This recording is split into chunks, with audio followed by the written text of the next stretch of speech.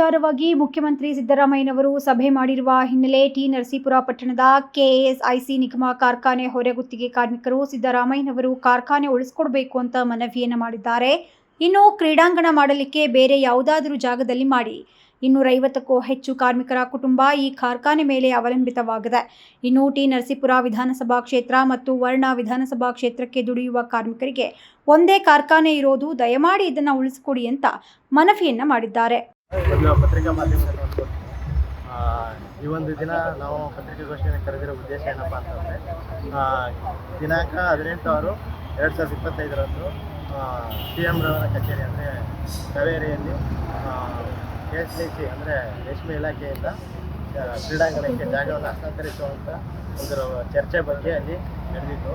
ಈ ಸಂಬಂಧ ಈಗ ಏನು ಹೇಳ್ತೀವಿ ಅಂತಂದರೆ, ಈ ಒಂದು ಕಾರ್ಖಾನೆ ಅಂದರೆ ನಮ್ಮ ಒಂದು ಫ್ಯಾಕ್ಟ್ರಿಯ ಕಾರ್ಖಾನೆ ಒಳಗಡೆ ಇರತಕ್ಕಂಥ 6 ಎಕರೆ ಈ ಜಾಗವನ್ನು ಕ್ರೀಡಾಂಗಣಕ್ಕೆ ಕೊಡಬೇಕು ಅಂತ ಅಂದ್ಬಿಟ್ಟು ಚರ್ಚೆ ನಡೀತಾ ಇದೆ.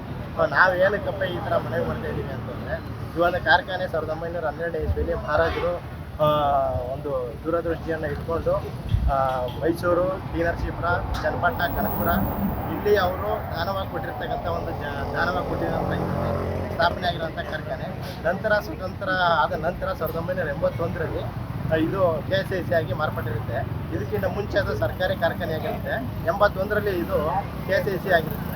ಸೊ ಈ ಒಂದು ಕಾರ್ಖಾನೆಯಲ್ಲಿ ಸುಮಾರು ಒಂದು 250 ಜನಕ್ಕಿಂತ ಹೆಚ್ಚಾಗಿ ಕೆಲಸ ಇಲ್ಲಿ ಮಾಡ್ತಾಯಿದ್ದಾರೆ. ಈ ಒಂದು ಕಾರ್ಖಾನೆಗೆ ಈಗಾಗಲೇ ಒಂದಷ್ಟು ಹಲವಾರು ಯೋಜನೆಗಳನ್ನು ಹಾಕ್ಕೊಂಡಿದ್ದಾರೆ. ಏನಂತ ಅಂತಂದರೆ, ಇನ್ನೂ ಒಂದು 4-5 ಮಿಷಿನ್ ಬರೋವಂಥದ್ದು ಇದು ಯೋಜನೆಗಳಿದೆ. ಆ ಲೆಕ್ಕದಲ್ಲಿ ಆಯಿತು ಅಂತಂದರೆ ಇನ್ನೂ ಒಂದು 100-150 ಜನ ಕಾರ್ಮಿಕರು ಇಲ್ಲಿ ಕೆಲಸಕ್ಕೆ ಬರ್ತಾ ಇದ್ದಾರೆ.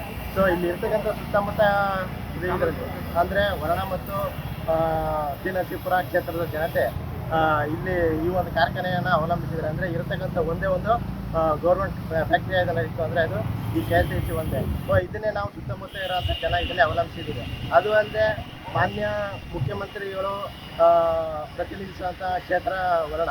ಸೊ ಈ ಒಂದು ಕ್ಷೇತ್ರದಲ್ಲಿ ಹೆಚ್ಚಾಗಿರ್ತಕ್ಕಂಥ ಜನ 5 ವರ್ಗದ ಜನ ಇರ್ತಾರೆ. ಸೊ ಈ ನಿಟ್ಟಿನಲ್ಲಿ ಮುಖ್ಯಮಂತ್ರಿಯವರು ಪರಿಶೀಲನೆ ಮಾಡಿ ಒಂದು ನಿರ್ಧಾರ ತಗೋಬೇಕು ಅಂತ ನಾವು ಅವರಲ್ಲಿ ಮನವಿ ಮಾಡ್ತಿದ್ವಿ. ಯಾಕಂತಂದರೆ ಈ ಒಂದು ಕಾರ್ಖಾನೆ ಇದ್ದಾಗ ಇನ್ನೊಂದಷ್ಟು ಜನ ಕೆಲಸ ಆಗುತ್ತೆ. ಆಲ್ರೆಡಿ ಈಗಾಗಲೇ ನಿರುದ್ಯೋಗಿಗಳ ಸಂಖ್ಯೆ ಜಾಸ್ತಿ ಆಗ್ತಾ ಇದೆ. ಈ ನಿಟ್ಟಿನಲ್ಲಿ ನಿರುದ್ಯೋಗಿಗಳು ಜಾಸ್ತಿ ಆಗ್ತಿರೋದ್ರಿಂದ ಒಂದು ಕಾರ್ಖಾನೆ ಇದ್ದಾಗ ಅದರಲ್ಲಿ ಇನ್ನೊಂದಷ್ಟು ಜನಕ್ಕೆ ಒಳ್ಳೆಯದಾಗುತ್ತೆ. ಆ ಒಂದು ದೃಷ್ಟಿಯನ್ನು ನಾವು ಇಟ್ಕೊಂಡಿದ್ದೀವಿ. CM ರವರು ಅಂದರೆ ಕ್ರೀಡಾಂಗಣ ಮಾಡಲಿ, ನಾವು ಕ್ರೀಡಾಂಗಣಕ್ಕೆ ನಾವು ವಿರೋಧವನ್ನು ವ್ಯಕ್ತಪಡಿಸ್ತಾ ಇಲ್ಲ. ಬಟ್ ಕ್ರೀಡಾಂಗಣನ ಅಂದರೆ ಈ ಒಂದು ಜಾಗದಲ್ಲಿ ಮಾಡೋದು ಬೇಡ ಅಂತ ನಮ್ಮ ಒಂದು ಮನವಿಯನ್ನು ನಾವು ಅವ್ರನ್ನ ಕೇಳ್ಕೊತಿದ್ವಿ.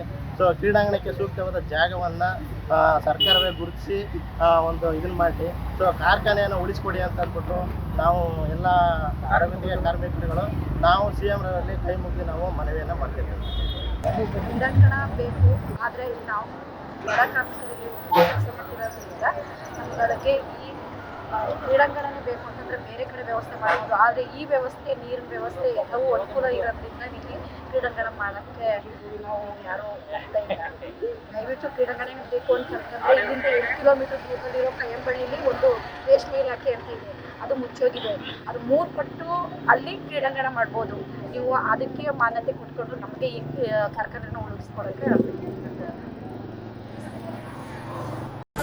ನ್ಯೂಸ್ ಅಲರ್ಟ್, ನಿಮ್ಮಿಂದ ನಿಮಗಾಗಿ.